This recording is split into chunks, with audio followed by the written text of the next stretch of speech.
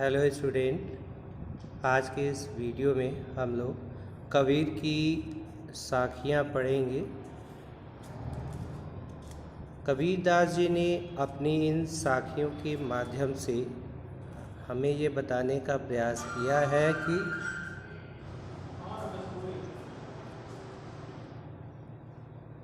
कि एक भक्त को कैसा होना चाहिए, भक्ति किस प्रकार से करनी चाहिए, ईश्वर का सच्चा भक्त वह किस प्रकार का होता है। कबीरदास जी ने अपनी इन साखियों में ईश्वर के प्रति आस्था को व्यक्त किया है। निराकार ईश्वर के निराकार रूप की साधना करने की बात कही है और एक भक्त की भक्ति की कैसी होनी चाहिए और उसके बारे में बताया है। कबीरदास जी कहते हैं, जिस प्रकार जल से भरे मानसरोवर को तजकर हंस कहीं नहीं जाते, उसी प्रकार संत जन भी भक्ति का आनंद पाकर उसी में लीन रहते हैं। वे भक्ति के सुख को कदापि नहीं त्यागते।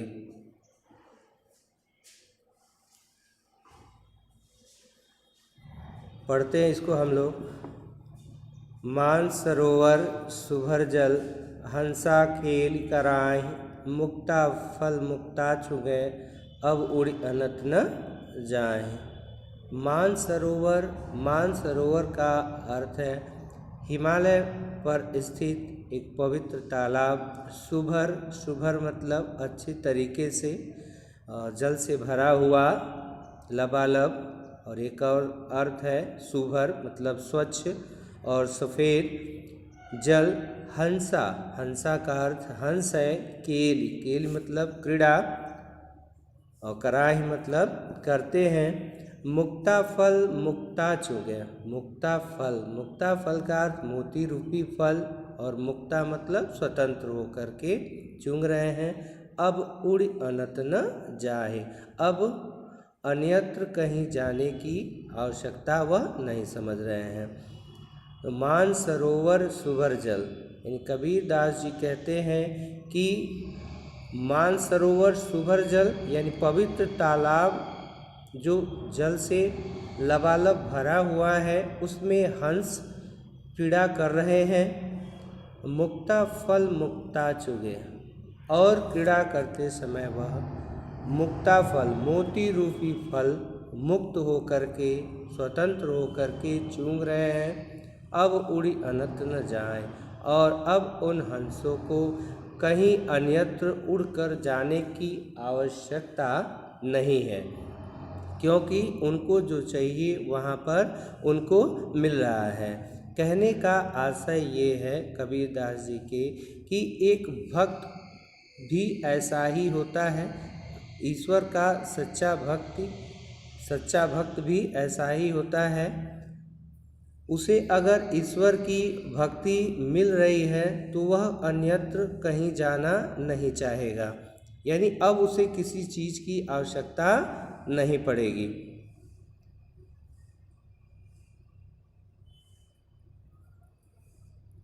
जिस प्रकार जल से भरे मानसरोवर को तजकर हंस कहीं नहीं जाते, उसी प्रकार संत जन भी भक्ति का आनंद पाकर उसी में लीन रहते हैं।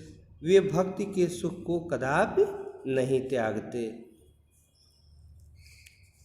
प्रेमी ढूंढत मैं फिरौं, प्रेमी मिले न कोई, प्रेमी को प्रेमी मिले सब विष अमृत होय।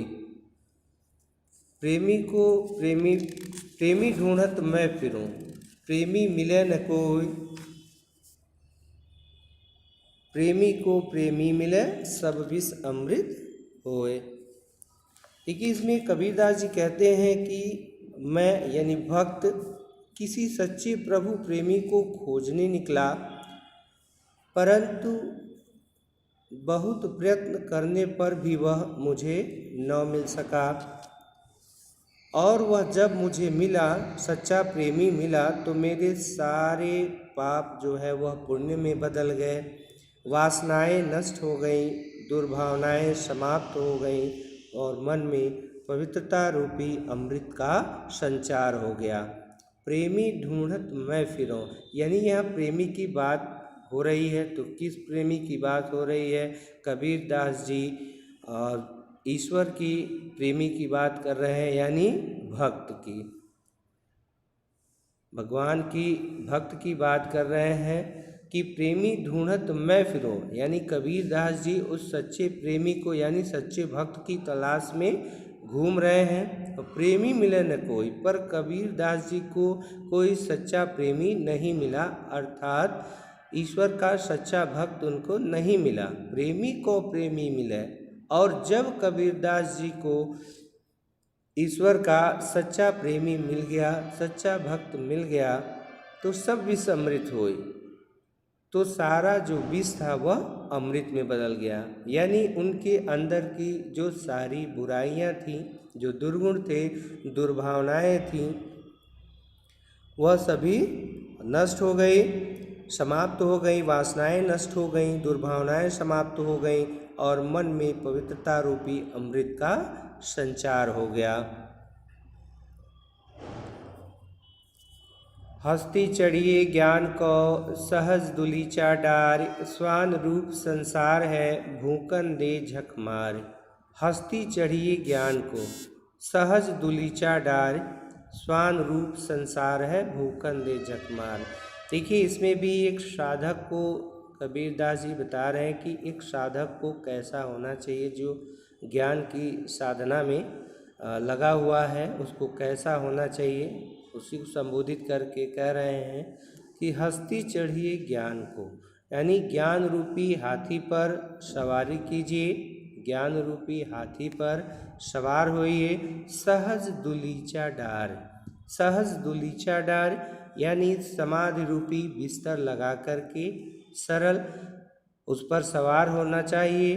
स्वान रूप संसार है, और ये संसार तो जो है वह कुत्ते के समान है। स्वान का अर्थ होता है कुत्ता, तो कबीर दास जी ने संसार को कुत्ते के समान बताया है। भूखन दे झकमार, जो भूखन दे झकमार यानी जो भौंकेगा ही, वो भौंकता रहता है। कहने का आशय ये है कि हस्ती चढ़िए ज्ञान को, यानी ज्ञान रूपी हाथी पर सवार होइए, सरल समाधि रूपी बिस्तर लगा करके, और उस ज्ञान की साधना में व्यक्ति के संसार के जो लोग बातें कहते हैं, भला बुरा कहते हैं, तो ये संसार तो कुत्ते के समान है। इस संसार का काम है कुछ न कुछ कहते रहेंगे। एक साधक को इस पर ध्यान देने की आवश्यकता नहीं है। जो ज्ञानी है वो इस प्रकार की बातों को ध्यान नहीं देता, और संसार तो कुत्ते के समान है, ये भौंकता रहेगा। यानी लोगों की जो लोकाचार है उस पर ध्यान देने की ज़रूरत नहीं है। कबीर दास जी के कहने का आशय यह है कि भक्त को अपनी साधना में लीन रहना चाहिए। उसके पीछे कोई क्या उसको भला बुरा कहता है, बुराई करता है, तो उस व्यक्ति को जो ज्ञान की साधना में है उसको संसार की बातों पर ध्यान देना नहीं चाहिए। ये तो संसार कुत्ते के समान है, भौंकता रहेगा, कुछ न कुछ कहता रहेगा। पखा पखी के कारणे सब जग रहा भुलान, निरपक होय के हरि भजय सोई संत सुजान। पखा पखी के कारणे यानी पक्ष विपक्ष के। देखिए, पखा पखी का अर्थ है पक्ष विपक्ष। पक्ष विपक्ष यानी सभी लोग अपने अपने धर्म के प्रति कट्टर हो गए हैं। तमाम प्रकार के धर्मों के लोग हैं, और हिंदू, मुस्लिम, सिख, ईसाई, और सभी अपने अपने धर्मों के हिसाब से अपने अपने ईश्वर की पूजा करते हैं, आराधना करते हैं। तो कबीर दास जी का कहने का आशय है ये पखा पखी के कारण, ये पक्ष विपक्ष का जो चक्कर है, इसमें इंसान पढ़ करके सब जग रहा भुलान, संसार को भुला दिया है, वास्तविकता को भुला दिया है। सारा संसार जो है वह ईश्वर को भुला दिया है। निरपक्ष होय के हरि भजय सोई संत सुजान। निरपक्ष यानी निष्पक्ष होकर के, निष्पक्ष होकर के जो ईश्वर की भक्ति करता है सोई संत सुजान, वही सच्चा संत है, वही सच्चा ज्ञानी है।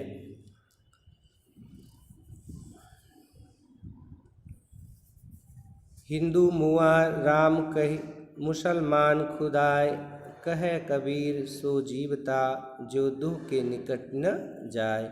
हिंदू मुआ राम कही मुसलमान खुदाय, कहे कबीर सो जीवता जो दुह के निकट न जाए। देखिए कबीरदास जी इसमें कहते हैं कि हिंदू वह राम राम कह के जो है मर जाते हैं, अंततो गत्वा मृत्यु को प्राप्त करते हैं। मुसलमान जो है वह खुदा खुदा कह के मर जाते हैं।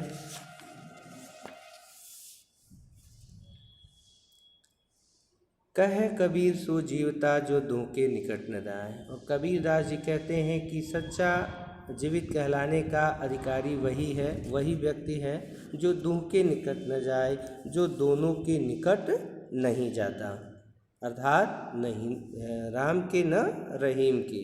देखिए इसमें कबीरदास जी निराकार ईश्वर की आराधना की बात कर रहे हैं। कबीर कहते हैं हिंदू जन राम का नाम लेकर मर गए, मुसलमान खुदा कहते कहते मर गए, पर दोनों ईश्वर को न पा सके। वे आपसी भेदभाव में पड़कर कट्टर हो गए। कबीर कहते हैं वास्तव में वही व्यक्ति जीवित कहलाने का अधिकारी है जो हिंदू मुस्लिम और राम खुदा दोनों से दूर रहता है। आशय यह है कि भगवान राम और खुदा दोनों से अलग है और मानवता हिंदू और मुसलमान के भेदों से ऊपर है। यानी कहीं कबीरदास जी ने मानवता को सबसे ऊपर रखा है कि राम और खुदा इन दोनों से ईश्वर जो है वह अलग है। यानी जो कबीरदास जी का ईश्वर है वह इन दोनों से अलग है, वह एक है, उसमें कोई भेद नहीं है।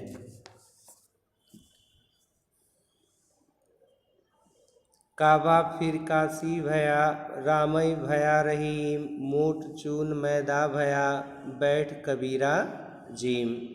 काबा फिर काशी भया रामई भया रहीम, मोट चून मैदा भया बैठ कबीरा जीम। देखिए काबा फिर काशी भया, काबा क्या है? ये मुस्लिम लोगों का पवित्र तीर्थ स्थल है। काशी मतलब काशी, भया भया का अर्थ हो गया, मोट मोट का अर्थ है मोटा, चून मतलब आटा, और जिम जिम का अर्थ है भोजन, भोजन कर। कबीरदास जी कहते हैं जब मैं हिंदू मुसलमान के भेदभाव से ऊपर उठकर निष्पक्ष हो गया तो मेरे लिए मुसलमानों का पवित्र तीर्थ काबा काशी के समान पवित्र हो गया। यानी काबा फिर काशी भया, काबा काशी के समान पवित्र हो गया। जो मुस्लिमों का पवित्र तीर्थ स्थल है वह काबा काशी के समान पवित्र हो गया। और राम ही भया रहीम, और राम का नाम रहीम के समान पवित्र हो गया। जिसे मैं मोटा आटा समझकर अखाद्य समझता था वही मेरे लिए बारीक मैदा हो गया और मैं उसे बैठकर आराम से खा रहा हूँ। आशय यह है कि धार्मिक भेदभाव के नष्ट होने पर मेरे मन में हिंदू मुसलमान और राम रहीम के नाम पर बसी दुर्भावनाएं दूर हो गईं।